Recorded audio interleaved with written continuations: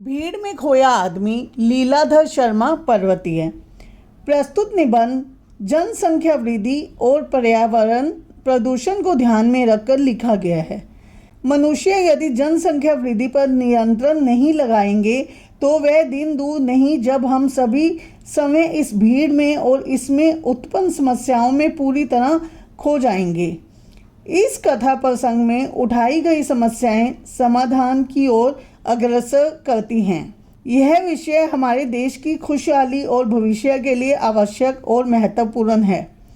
बाबू श्यामलाकांत के अनियोजित परिवार का लेखा जोखा हमें परिवार के सुखी और संपन्न होने की दिशा में सोचने पर मजबूर करता है। मेरे एक अभिन्न मित्र हैं बाबू श्यामलाकांत। सीधे साधे, परिश्रमी, ईमानदार, किंतु निजी जिंदगी में बड़े लापरवाह।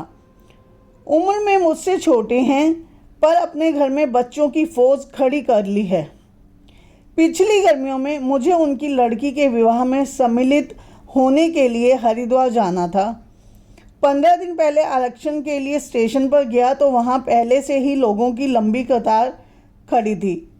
घंटों प्रतीक्षा के बाद मेरी बारी आई तो पता चला कि किसी भी गाड़ी में स्थान खाली नहीं है। जाना आवश्यक था, इसलिए मुझे बिना आरक्षण के ही निकलना पड़ा।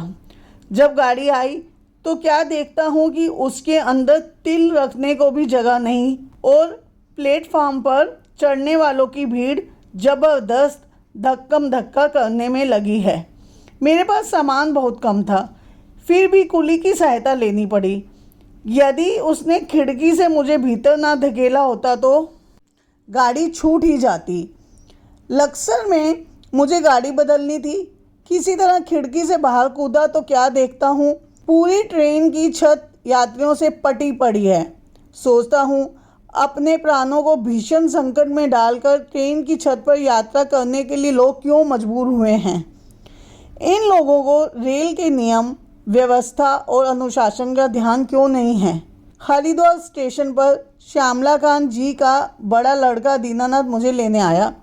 उसे अपनी पढ़ाई पूरे किए 2 वर्ष हो गए हैं। तभी से नौकरी की तलाश में भटक रहा है। मैंने पूछा, अब तो जगह जगह रोजगार कार्यालय खुल गए हैं, उनकी सहायता क्यों नहीं लेते। कहने लगा, चाचा जी वहाँ भी गया था। पूरे दिन लाइन में लगे रहने के बाद जब मेरी बारी आई तो अफसर बोला, नाम तो तुम्हारा लिख लेता हूँ पर जल्दी नौकरी पाने की कोई आशा मत करना।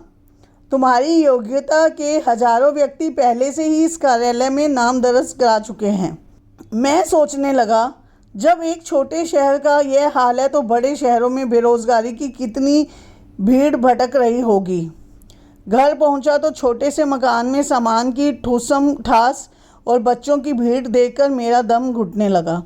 मैंने श्यामलाल बाबू से पूछा, क्या तुम्हारे पास यही 2 कमरे हैं। वे बोले, क्या करूं मित्र, 2 वर्ष पहले इस शहर में आया था, तभी से मकान की तलाश में भटक रहा हूँ। शहर में चक्कर काट काट कर जूते घिस गए। निराश होकर जब थक गया तब साल भर बाद मकान के नाम पर सिर छिपाने के लिए गली के अंदर यह छत ही मिली है। शहर पहले की तुलना में कई गुना फैल चुका है। दूर दूर तक नई कॉलोनी बन गई हैं। फिर भी मेरी तरह न जाने कितने लोग मकानों के लिए भटक रहे हैं। हमारे देश में बढ़ती हुई आबादी का यह ही दुष्परिणाम है। जनसंख्या बढ़ रही है, मकान और खदान घट रहे हैं। उसी समय श्यामला जी की पत्नी जलपान लेकर आई। उनके पीछे उनकी 3 छोटी लड़कियां और पल्ला पकड़े 2 छोटे लड़के। मैं उनकी दुर्बल काया और पीला चेहरा देखकर स्तंभ रह गया। मैंने पूछा, कब से अस्वस्थ हैं? डॉक्टर को दिखाकर इलाज नहीं करा रही हैं क्या? वे फीकी मुस्कान मुस्कुरा दी और बोली, भाई साहब, इतने बड़े परिवार में हर रोज़ कोई ना कोई बीमार रहता ही है। डॉक्टर को दिखाने अस्पताल गई थी, पर अस्पतालों में आजकल रोगी और उनके संबंधी मधुमक्खी के छत्ते की तरह डॉक्टर को घेरे रहते हैं। वह भी अच्छी तरह से किस किस को देखें। आजकल तो ऐसे लगता है मानो पूरा शहर ही अस्पताल में उमड़ आया है। समझ में नहीं आता ऐसी भीड़ क्यों है। अब यहीं देखिए ना, मेरी तबीयत भी ढीली ही रहती है। सोचा था विवाह के कपड़े दर्जी से सिलवा लूँगी। बड़े बेटे को दर्जी के पास भेजा, लेकिन वह जिस किसी भी दुकान पर गया, हर दर्जी ने पहले से सिलने आए कपड़ों का ढेर दिखाकर अपनी मजबूरी जाहिर कर दी। पहले ग्राहक का स्वागत होता था, अब उसे भी चिरोरी सी करनी पड़ती है। फिर भी समय पर काम नहीं होता। दुकानें पहले से ही कहीं अधिक खुल गई हैं, लेकिन ग्राहकों की बढ़ती हुई भीड़ के लिए अब भी कम पड़ रही हैं। तभी बाहर से दूसरे बेटे सुमंत का हारा थका झुंझलाया स्वर सुनाई दिया। माँ, जल्दी से एक कप चाय बना दो। आज पूरा दिन राशन की दुकान पर लग गया। इतनी भीड़ थी कि लाइन ख़त्म होने को ही नहीं आती थी।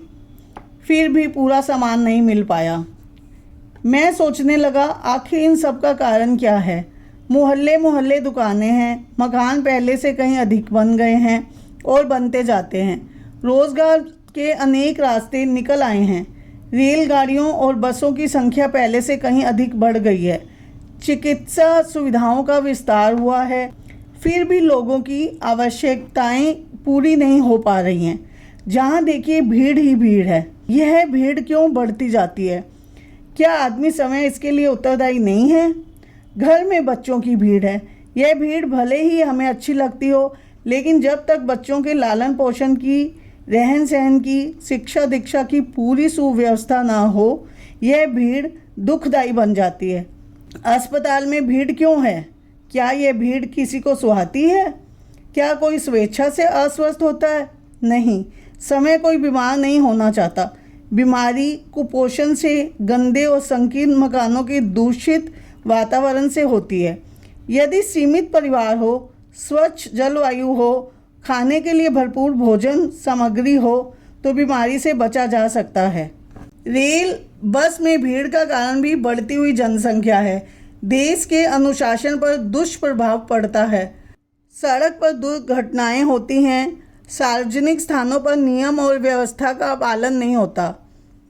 जिस काम के लिए आदमी दफ्तर, कचहरी, अस्पताल, स्टेशन आदि स्थानों पर जाना है, समय, शक्ति और धन व्यय करके भी वह कार्य सिद्ध नहीं कर पाता। वह समय भीड़ में खो जाता है। भीड़ में खोया आदमी शायद यह तो समझ ही जाता है कि वह बढ़ती हुई जनसंख्या का परिणाम है। मुझे अपने मित्र श्यामलाकांत को अब इस भीड़ का रहस्य बताने की आवश्यकता नहीं है, क्योंकि वे समय इस विपदा को झेल रहे हैं। ऐसा लगता है कि यदि समय रहते हमारा देश अब भी नहीं चेता और श्यामला बाबू की तरह परिवार बढ़ाता गया, तो वह दिन दूर नहीं जब वह समय इस भीड़ में और इसमें पैदा होने वाली समस्याओं में पूरी तरह खो जाएगा।